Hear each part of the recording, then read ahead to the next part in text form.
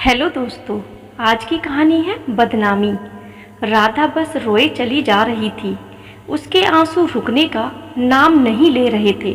वो अपनी माँ से बार बार एक ही बात कह रही थी, मुझे बदनाम करके उसे क्या मिला। सिर्फ उसे डाइवोर्स, तलाक आसानी से मिल जाए, इसलिए उसने मेरा नाम गैर मर्दों के साथ जोड़ दिया, मेरी जिंदगी नरक बना दी। मेरा पति होते हुए भी खुद मुझ पर ये इल्ज़ाम लगा रहे हैं। यह वही इंसान है जो कल तक मेरे लिए सब कुछ करने को तैयार थे, दिन को रात कहने को तैयार थे। आज अपने अहंकार में मुझे नीचा दिखाने के लिए मुझे तलाक दे रहे हैं। मेरी गलती क्या है? अपने और अपनी बेटी के लिए आवाज़ उठाना। अब लोग भी मुझे अजीब नज़रों से देखते हैं, गंदी बातें करते हैं। रास्ते पर चलना मुश्किल हो गया है। सहेलियों ने भी मुंह फेर लिया है। बस कुछ ही मुझे समझती हैं और मेरे साथ हैं। माँ, आपका, भाई बहन का साथ और बेटी का प्यार मेरा हौसला बढ़ाता है। मैंने भी फैसला कर लिया है। मैं लोगों के तानों से, बदनामी से ना ही डरूंगी, ना ही झुकूंगी और ना ही रुकूंगी।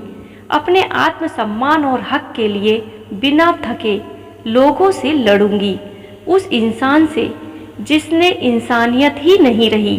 और फिर शुरू हुए कोर्ट कचहरी के धक्के, पैसों की और समय की दोनों की बर्बादी। पर कोई दूसरा रास्ता नहीं दिख रहा था। सबसे बड़ा दुख उस वक्त लगता था राधा को, जब उसका पति कोर्ट में सामने खड़े होकर गलत और गंदी बातें बोलता था। वो बहुत मायूस हो जाती थी। कभी कभी सब कुछ छोड़कर कहीं दूर भाग जाना चाहती थी, पर उसका अंतर्मन उसे झकझोर देता था। तुम ऐसे पीछे नहीं हट सकती, तुम चुप नहीं रह सकती। और राधा फिर हिम्मत करके खड़ी हो जाती, अपनी और अपनी बेटी के हक के लिए। सोचती मैं मजबूत बनूंगी, तभी बेटी को मजबूत बना पाऊंगी। जैसे जैसे कोर्ट में केस आगे बढ़ रहा था, राधा का आत्मविश्वास भी बढ़ता जा रहा था। राधा बेझिझक अपने काम करने लगी थी। उसे महसूस होने लगा था, लोगों के सामने एक अच्छी शादीशुदा जिंदगी का दिखावा करना बहुत गलत था। अगर उसने कुछ लोगों को भी सही बात बताई होती, अपनी परेशानियां बताई होती, तो आज ये दिन ना देखना पड़ता। लोग उसकी मुश्किलों को समझते। खैर, जो होना था हो गया, सोचकर राधा ने ठंडी सांस ली। अब वो खुलकर जिएगी अपनी जिंदगी। उधर राधा के पति को भी एहसास हो गया था। उसने राधा पर झूठे इल्जाम लगाकर मुसीबत मोल ले ली थी। उसने तो सोचा था राधा जैसी समाज में एक अच्छी जिंदगी जीने का दिखावा करने वाली औरत मुंह बंद करके चुपचाप घर में बैठ जाएगी, पर हुआ सब कुछ उल्टा। राधा ने तो घरेलू हिंसा की सच्चाई सबके सामने लाकर रख दी थी। कुछ सबूत भी जुटा लिए थे राधा ने। वो अब अपनी बेटी के साथ जीना सीख गई थी। उसके घरवाले भी उसका पूरा साथ देते थे। तभी एक दिन दरवाजे की घंटी बजी। राधा ने भी सोचा कौन हो सकता है इस वक्त। जब देखा तो वह अचंभित रह गई। दरवाजे पर उसका पति खड़ा था। उसने राधा से पूछा, अंदर आ जाऊं क्या? राधा ने कुछ सोचकर हाँ बोल दिया।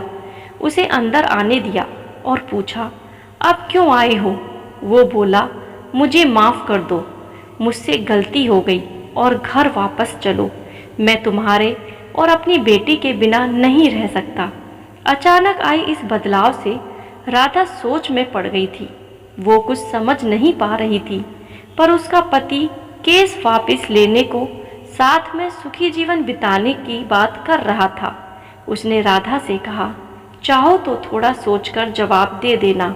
पर राधा का जवाब तो तैयार था। उसने साथ जाने से मना कर दिया और बेटी ने भी बोल दिया, मैं मम्मी के साथ ही रहूंगी। राधा का पति यह बोलकर तुम ठीक नहीं कर रही हो, वहां से चला गया। पूरी रात वो सोचती रही, उसने गलत निर्णय तो नहीं लिया? क्या मुझे अपनी बेटी के अच्छे भविष्य के लिए साथ चले जाना चाहिए था? बेटी को माँ पापा दोनों मिल जाते, शायद सच में उनकी सोच बदल गई हो। सोचते सोचते सुबह हो गई। सब घर वाले भी सोच में थे। आखिर क्या किया जाए, इंसान बदल भी तो सकता है।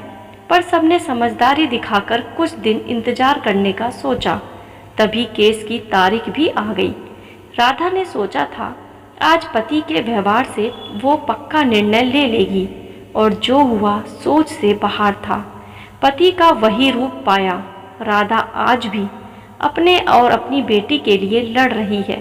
बस एक बात सोचती है, उस दिन उसका पति बदला रूप लेकर घर क्यों आया था? क्या साथ जाना सही था, या अपने हक, अपने आत्मसम्मान के लिए लड़ना? दोस्तों, आशा करती हूँ कि आपको यह एक सच्ची घटना पर आधारित कहानी पसंद आई होगी। तो प्लीज़ कहानी को लाइक करें, और अगर आप चैनल पर नए हैं तो चैनल को सब्सक्राइब ज़रूर करें। धन्यवाद।